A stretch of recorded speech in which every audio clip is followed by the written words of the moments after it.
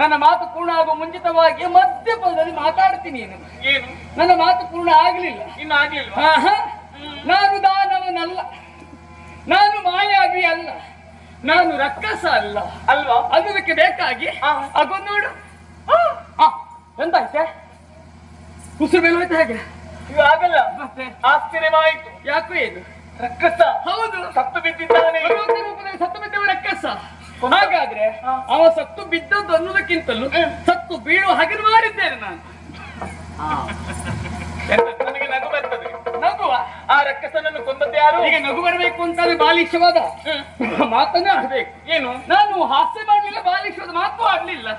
ಯಾಕೆ ನಗು ಬಂತು? ಯಾಕೆ? ನೀನು ಕೊಂದದ್ದು ಹೌದಾ? ಹೌದು, ಅದಕ್ಕೆ ನಾನು ಹೇಳಿದ್ದು. ಸಾಧ್ಯವನಿಂದ ಅಸಾಧ್ಯವಾಗುದು ಯಾವುದುಂಟು ಕೇಳುವುದು.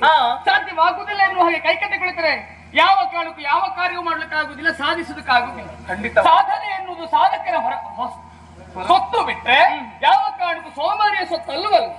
ನಾನು ಸಾಧಕನ ಹೌದು, ಸಾಧನಾ ಪದದಲ್ಲಿ ವ್ಯವಹರಿಸುವವ ನಾನಿದ್ದೇನೆ ಅನ್ನೋದಕ್ಕೆ ಒಂದು ದೃಷ್ಟಾಂತ.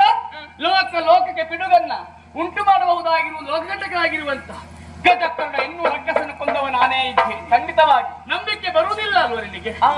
ಏನು ಮಾಡೋಣ? ಏನು? ಕಣ್ಣಾರೆ ಕಂಡದ್ದು ಹೌದು ಅಂತ ಆದ್ರೆ ಕೆಲವೊಂದು ಸಾರಿ ಮೋಸ ಹೋಗುತ್ತೇವೆ. ಅದಕ್ಕೆ ಹೇಳುವುದು ಹಿರಿಯವರು, ಕಣ್ಣಾರೆ ಕಂಡರು ಪರಮರಿಸಿ ನೋಡಬೇಕು ಎನ್ನುವ ಹಾಗೆ. ನಿಜ. ಹಾಗಂತ ನಾನೇ ಕೊಂದಿದ್ದೇನೆ ಎನ್ನುವ ಹಾಗೆ ಮತ್ತೆ ಮತ್ತೆ ಹೇಳೋದಕ್ಕೆ ಯಾವ ಕಾರಣಕ್ಕೂ ಸಾಧ್ಯವಿಲ್ಲ. ನನ್ನ ಮಾತು ನಂಬಬೇಕು ನೀವು. ನಂಬುವ ಮುಂಚಿತವಾಗಿ ನನ್ನದು ಕೆಲವು ಪ್ರಶ್ನೆ ಉಂಟು. ಪ್ರಶ್ನೆಗಳು? ಹೌದು. ಸರಿ ಹೇಳಿ. ಸುತ್ತಲೂ ಕತ್ತಲಾವೃತವಾಗಿರುವಂತ ಪ್ರದೇಶವಿದೆ. ನಿಜ. ಹಾಗಾದ್ರೆ ಯಾರೂ ಇಲ್ಲ ಎನ್ನುವಾಗ ನಾ ತಿಳಿದ ಸತ್ಯ. ಹಾಗಂತ ಸತ್ಯಕ್ಕಿಂತ ಮತ್ತೊಂದುಂಟಲ್ಲ ಪರಮ ಸತ್ಯ. ಅದು ಎಲ್ಲಿ ಕಂಡದ್ದು ನಾನು ಈ ಹೊತ್ತಿಗೆ. ಹೌದೇ? ಆ ಪರಮ ಸತ್ಯ ನೀನು ಗೋಚರಿಸಿದ ಮೇಲೆ ನನಗೆ ಅರ್ಥವಾದದ್ದು. ಏನಂತ? ಯಾರು ಇಲ್ಲ ಅನ್ನುವ ಬದಲಾಗಿ ಯಾರು ಇದ್ದಾರೆ ಎನ್ನುವ ಹಾಗೆ. ಕಾರಣ ಏನು? ಎಲ್ಲೋ ಇದ್ದ ನನ್ನ ಪಾಲಿಗೆ ನನ್ನ ಕರ್ಣವನ್ನು ಬೇರಿಸುತ್ತಾ ಇರುವುದು ನಿನ್ನ ಹಾಡು. ಭಜನೆ? ಖಂಡಿತವಾಗಿ ಹೌದು, ಕೇಳಿತ್ತು. ಅದು ಶಿವನ ಕುರಿತಾದಂತ ಭಜನೆ. ಸರಿ.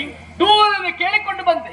ರಾಗದ ಉಗಮ ಸ್ಥಾನವನ್ನು ಹಿಡಿದು ಜಾಡನ್ನು ನಾನು ಹಿಡಿದು ಬಂದೆ. ಬಂದವಾಗ ಕತ್ತಲು ದೂರವಾಯಿತು. ನಿಜ. ಕೋಟಿ ಸೂರ್ಯ ಪ್ರಭೆ ಒಮ್ಮೆ ನನ್ನ ಕಣ್ಣಮ್ಮ ನಿಂತ ಅನುಭವ. ಆಕಾಶದ ಅಂಚಿನಿಂದ ಮಿಂಚಿನ ಗೊಂಚಲೊಂದು ಮೈ ಜಲದ ನಿಂತಂತ ಅನುಭವ. ಅಪ್ಪಪ್ಪ, ಎಲ್ಲೂ ಇಲ್ಲದ ಬೆಳಕು ಇಲ್ಲಿ ನಿನ್ನ ಕಣ್ಣಂಬಾಗದಲ್ಲಿ ಅಂತ ಕೋಟಿ ಅನರ್ಘ್ಯವಾದಂತ ಬೆಳಕು ಎಲ್ಲಿಂದ ಸಂಚಯನಗೊಂಡಿದೆ ಅನ್ನೋದು ಅರ್ಥವಾಗುತ್ತಾ ಇದೆ.